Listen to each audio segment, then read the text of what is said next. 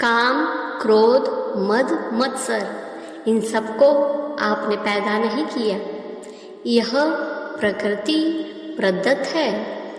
जन्म से ही जीव इनको लेकर पैदा हुआ है।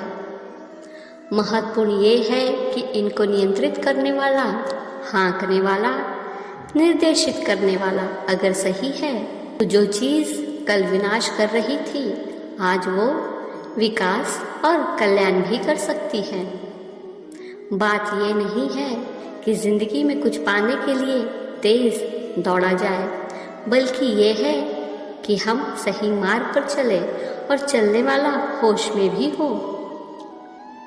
लोभ होना चाहिए, पर इसलिए कि ज़्यादा धन कमाकर हम परमार्थ करें, दिन दुखियों की सेवा कर सके।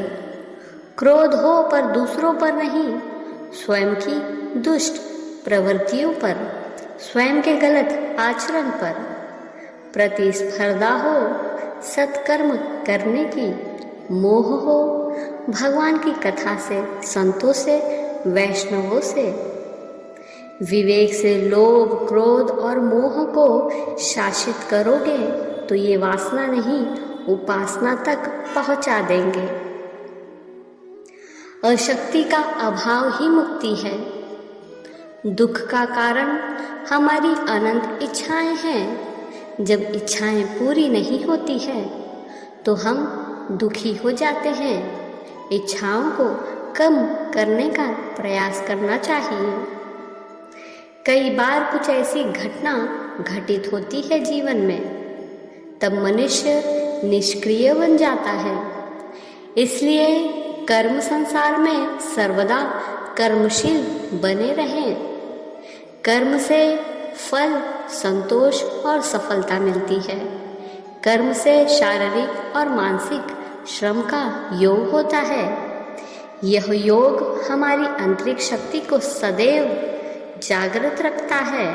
प्रभु में विश्वास रखिए, सबसे प्रेम करना सीखिए। अलौकिक शक्तियाँ बाहर से नहीं आती, यह तो ईश्वर भक्त द्वारा मन में स्वतः उत्पन्न होती है। साधकों को इस जीवन में ही सचेत होकर निरंतर आत्मचिंतन करना चाहिए। जीवन की समापन बेला आने से पहले ही प्रभु प्राप्ति का मार्ग प्रशस्त करें। अच्छे कर्मों को जीवन में अपनाएं, पाप कर्मों से दूर हो जाओ। कर्म सिद्धांत अटूट है, किए गए अपराधों के परिणामों का सामना करना पड़ता है। इसलिए प्रयास करना चाहिए कि दुर्व्यवहार ना हो, भक्ति और ध्यान के मार्ग पर चले। आपका उद्धार निश्चित है। भागवत गीता का उद्देश्य देते समय श्री कृष्ण अर्जुन से कहते हैं, हे अर्जुन, लोग जिस तरह से मुझे याद करते हैं मैं भी उन्हें उसी तरह से याद करता हूँ, क्योंकि सभी इंसान हर तरह से मेरे दिखाए रास्ते पर ही चलते हैं। धर्म कोई भी हो, परमात्मा तो एक ही है और भक्त जिस भाव से उनको याद करता है भगवान को भी वैसे ही अनुभव होने लगता है। भगवान सभी रूपों में सबके भीतर मौजूद है। सृष्टि में ऐसा कुछ भी नहीं जिसमें भगवान न हो। इसलिए जो सच्चे हृदय से याद करते हैं वे मोक्ष पाकर हमेशा के लिए उनके पास चले जाते हैं। पर आज के युग की ये कैसी विडंबना है। मनुष्य पर तो विश्वास कर रहा है, पर जिस दयालु प्रभु ने मनुष्य को पैदा किया उस पर विश्वास नहीं कर पा रहा है। ये शरीर, मन, बुद्धि, विचार, ऊर्जा देने वाले तो श्री हरि ही हैं। मनुष्य सुबह जगता है, आसपास के अपने पहचान के हर लोगों को गुड मॉर्निंग बोलता है, लेकिन जिस प्रभु के कारण गुड मॉर्निंग कहने के लिए ये जीवन मिला उसे बिल्कुल भी स्मरण नहीं कर रहा। तुम जगत के रूठने का बिल्कुल भी भय मत करो। प्रभु ना रूठे इस पर ध्यान रखो। हाड़ मांस के पुतले का विस्मरण हो जाए कोई बात नहीं, पर परमात्मा का विस्मरण ना हो। तुम लक्ष्मी के पीछे मत भागो, नारायण को पकड़ लोगे तो लक्ष्मी दौड़ी चली आएगी। ध्यान रहे, परमात्मा तो प्रत्येक पल मौजूद है। तुम अपनी बात करो कि प्रार्थना करते समय तुम मौजूद हो कि नहीं।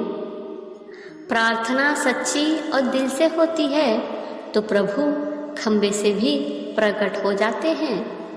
प्रभु को खोजने की ज़रूरत नहीं है, अपने को खोने की ज़रूरत है। खोजने वाला जिस दिन स्वयं खो जाता है, उस दिन परमात्मा स्वयं आ जाता है। परमात्मा तो मिले हुए हैं, बस तुम्हें खबर नहीं है।